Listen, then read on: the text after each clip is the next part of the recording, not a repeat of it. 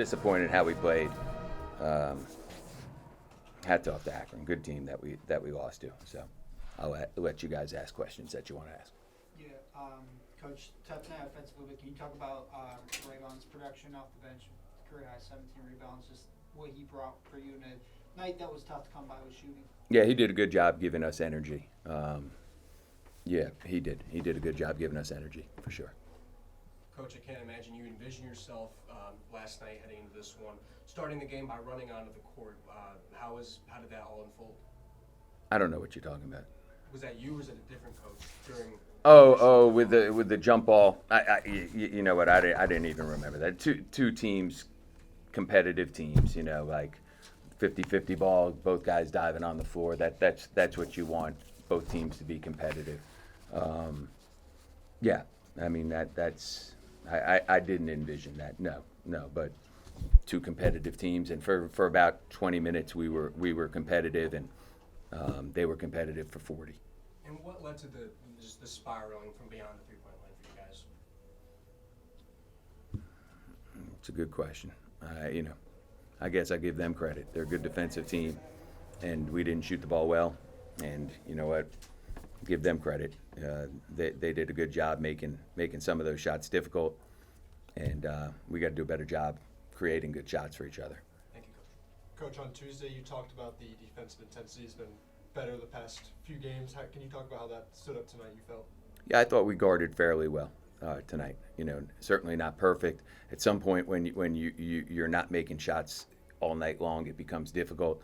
But for the most part, our defense was pretty good, holding them to 69 points. They average over 90. So that certainly was not, you know, the reason we lost wasn't because of our defense. Although there was a couple critical plays that cost us defensively, where we messed up some game plan things that we need to fix if we want to beat them. But you know, they shot 41%. They're an elite offensive team, and that was not why we lost the game. Coach, anything you saw from them specifically on the defensive side that just made it so difficult to shoot the ball? No. Just they're a good team with length. I mean, they're a good team and they're a good defensive team all year long. But and I don't want to take anything away from them because they've got some really tough competitive guys. I'll have to look at the tape, and I'm sure that they contested a lot of shots. But I'd also say that I'm sure we missed a bunch that we normally make too. So I'm sure there's a combination of both. And you know, we also shot 13 for 21 from the free throw line. They're not contesting any of those. We didn't make those. So a combination of both. And we turned the ball over too much. We had 10 turnovers at halftime. You know, I told these guys that, you know, I was actually almost spot on. I said any turnover over 10, if we had 15 turnovers, we'd lose by 15. We had 15 turnovers, we lost by 17. So I was pretty close. You know, we had to have 9 or less turnovers, and quite frankly, we should have. There's no reason for us to have 15 turnovers tonight. Coach, how close was Rob Whaley to being able to play tonight? I think he should. He should be cleared tomorrow. So he should. Again, I don't know for sure, but he should be playing on Tuesday. Coach, I believe it was sometime during the first half, there was an issue with the floor. It might have been like one of your players being sick. Do you have any light on or any update on what that might have been about? You know what? I think he one of the guys just vomited. I think, you know, he's fine. He went back in the game. Yeah. Just I don't know. I don't know exactly what that was, but he went back in the game. He's fine. Thanks. Coach, with the three-point shooting, do you think it looked like a lot of those shots were good looks? Would you agree with that? Or? I would say, you know, again, you have to watch the film, and if I say they're all good looks, I'm not giving them credit.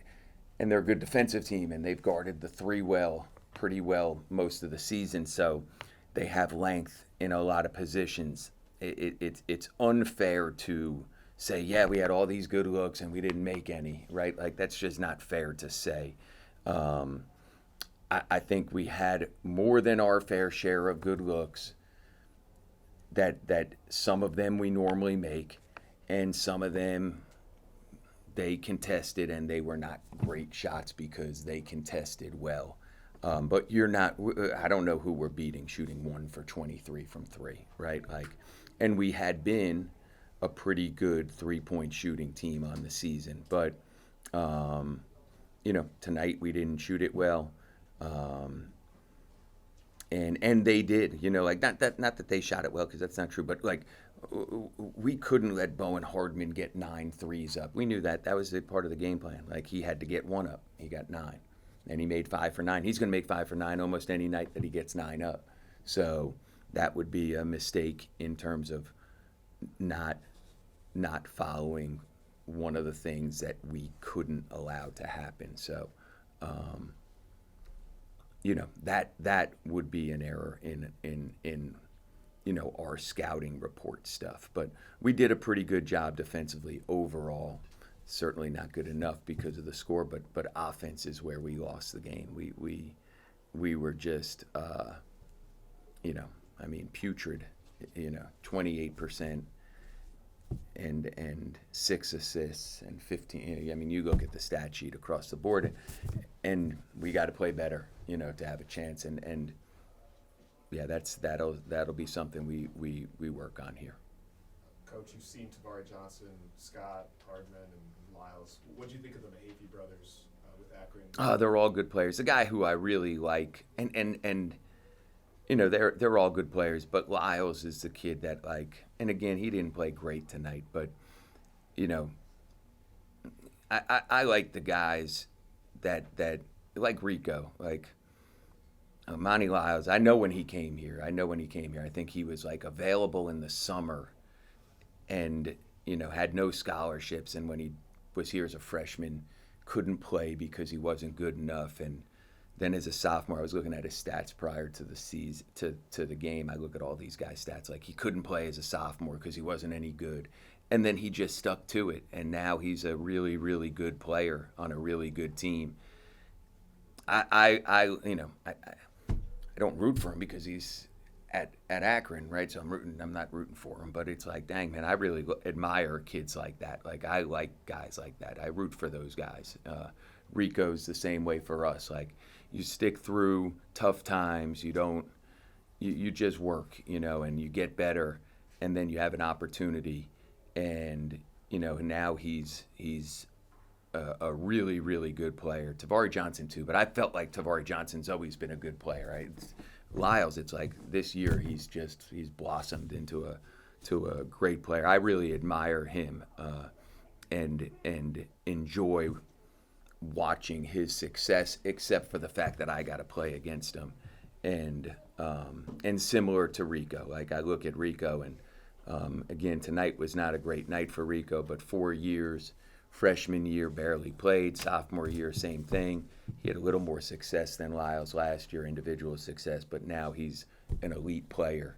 And, like, to me, those guys, that's what college basketball is about, and it's enjoyable to see.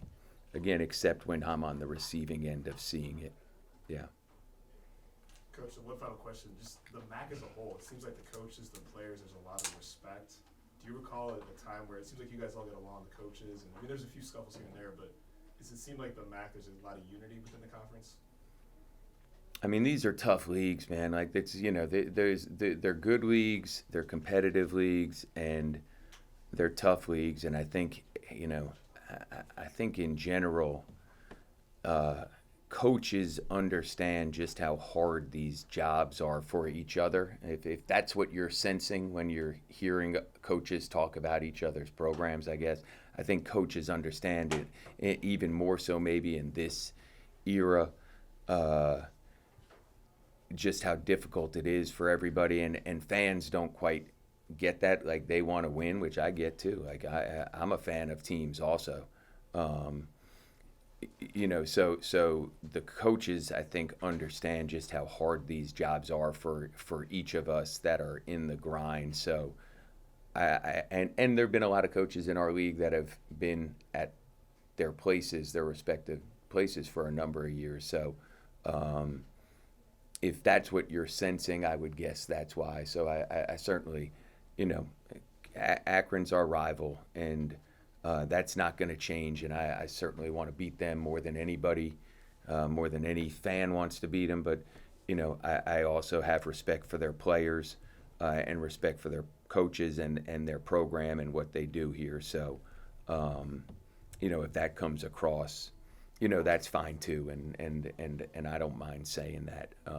Doesn't change that I wish we played better and that I want to win. And I understand how disappointed our fan base is that we played the way we did. Nobody's more disappointed than I am. And we just got to get back to the drawing board and play better, hopefully on Tuesday. There's things we got to clean up for sure. Tuesday and moving forward, there's just things we have to clean up. Coach, if you mind me asking you about Del Rico, picked up a couple personal fouls tonight and against Miami as well. He's missing, a lot of time. That's killing us. Big Yeah, games like that. yeah. Is that sort of just a casualty of being a big player in the paint, or is that something you want him to be more cognizant of? Well, the third foul tonight, that was to me that point was the turning point in the game for us, because that's why I wanted the running score, because I think it had gotten to 8, and it was a scouting report deal that we screwed up, and it created his third foul with 16 something to go. I had to take him out. It was a 3-point play. Tavari Johnson was the one who laid it in and won. And again, it's impossible for me to say how the game would have played out had that not taken place. But there is no way that he should have been in the position to have picked up that third foul. That is on us, not the officials, us. He fouled him, I'm sure.